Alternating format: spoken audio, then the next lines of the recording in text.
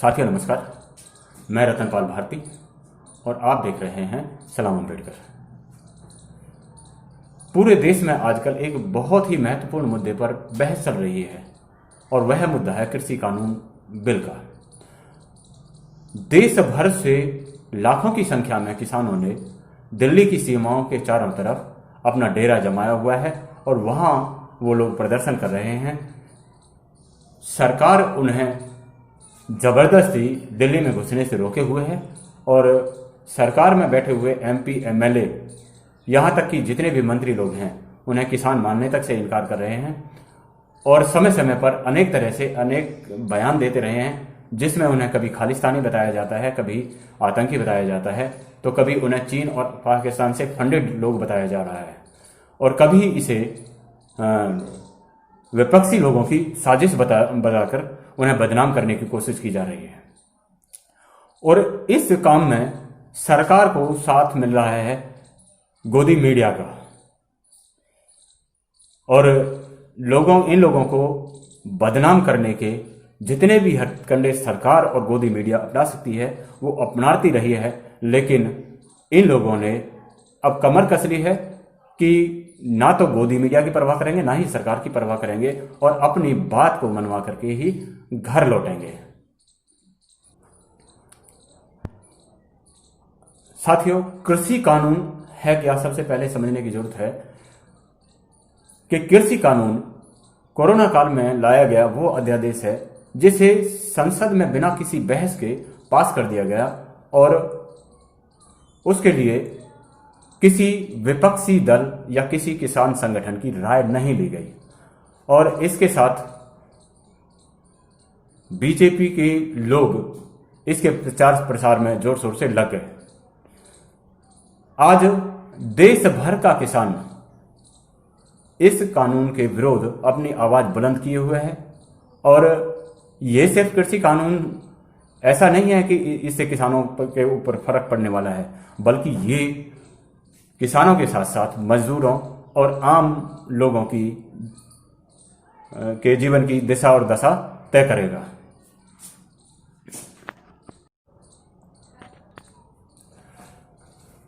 यह धरना प्रदर्शन पिछले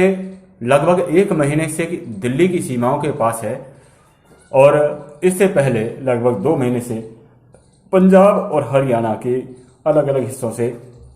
इस विषय में आवाजें उठती रही हैं। इस आंदोलन के दौरान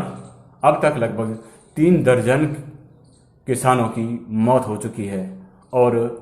ये बहुत ही गंभीर बात है कि इतनी कड़ाके की सर्दी में जब हम अपने घरों में बिस्तरों में दुबक करके सोते हैं तो वो किसान जो देश का अन्नदाता है वो देश के अंदर इतनी बदतर हालत में जीने को मजबूर है। कड़ाके की ठंड में सड़कों पर अपने जीवन को जीने को मजबूर है और यह सरकार टस से मस उनकी बात सुनने तक को तैयार नहीं है। किसानों ने अनेक बार कहा है कि भाई हम तो किसान बिल को वापस करवा कर ही वापस जाएंगे, वरना तो हम घर नहीं जाएंगे। सरकार को भी पहल करनी चाहिए कि इन लोगों से बात करे। वैसे तो वार्ता हुई हैं, पिछले कुछ समय में लगभग 5 दौर की वार्ता हो चुकी है और इन वार्ता का अब तक कोई हल नहीं निकल पाया है और साथ ही जो बयान बीजेपी की तरफ से आते रहे हैं वो बेहद ही चिंता के विषय हैं। बीजेपी के नेताओं को शर्म आनी चाहिए कि क्या किसान जो हमारे देश का अन्नदाता है वो इतना मजबूर है, इतना घटिया और गिरा हुआ है उनकी निगाह में कि भाई उसे दूसरे देशों से फंड लेकर के अपने देश के खिलाफ साजिश रचने का एक देशद्रोही बना दिया गया है। किसानों की बेइज्जती करने में ना तो इनके एमपी एमएलए और ना ही खुद प्रधानमंत्री पीछे रहने वाले हैं, क्योंकि इन्होंने भी बार बार इनके बात ना सुन करके कभी कच्छ में जाकर के अपनी रैली को संबोधित करते हैं, कभी काशी वाराणसी जाकर के किसी मंदिर के कार्यक्रम में हिस्सा लेते हैं, लेकिन दिल्ली में जो इनके निवास स्थान के पास बैठे हुए किसान हैं उनसे बात करने का इनके पास समय नहीं है। क्या इतने संवेदनशील मुद्दे पर इन्हें बात नहीं करनी चाहिए थी कि जब देश के 3 दर्जन के लगभग किसान अपनी जान का जोखिम डाल करके जान को ख़त्म कर चुके हैं और हमारे देश के प्रधानमंत्री मौन धारण किए हुए हैं। वो पाकिस्तान के प्रधानमंत्री की माताजी के निधन में तो शोक व्यक्त कर सकते हैं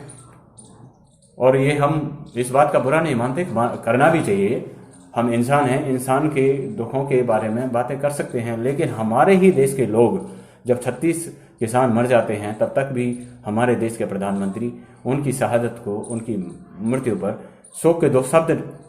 अपने जुबान से बयान नहीं करते, तो ये उनकी बहुत बड़ी संवेदनहीनता कहलाई जा सकती है। हमारे प्रधानमंत्री जी की विशेष आदत है कि वो अपने मन मुताबिक टाइम पर टीवी पर, रेडियो पर, अपने प्रसारण माध्यम के द्वारा देश को संदेश देने के लिए मन की बात का प्रोग्राम चलाते हैं, लेकिन कभी किसानों के, कभी इस जनता के मन की बात समझने की कोशिश नहीं की। और उन्होंने अपने इसी प्रोग्राम के दौरान देश के किसानों को एक झुंझुना पकड़ाने की कोशिश की। एक पुरानी योजना जो बहुत पहले से ही इन्होंने लागू कर रखी है, किसान सम्मान निधि वाली, उसका अनाउंसमेंट एक झुंझुना के रूप में किसानों को थमाने की कोशिश की ताकि उनका गुस्सा शांत हो और वो अपने घरों को लौट जाएं और ये जो कृषि कानून है उसके विरोध में लोग आवाज़ उठाना बंद कर दें। लेकिन इस पर भी लोग शांत नहीं हैं और वो पूरी तरह से अपने मुद्दों को लेकर के सजग हैं और अपने आंदोलन के लिए अडिग हैं। वहीं हरियाणा के मुख्यमंत्री के बारे में भी लोगों के बयान आए हैं, हमें उनको सुनना चाहिए। किसान यूनियन के नेता अपने लोगों को इस विषय में क्या योजना बता रहे हैं, क्या तरीका बता रहे हैं विरोध का, वो हमें जरूर सुनना चाहिए।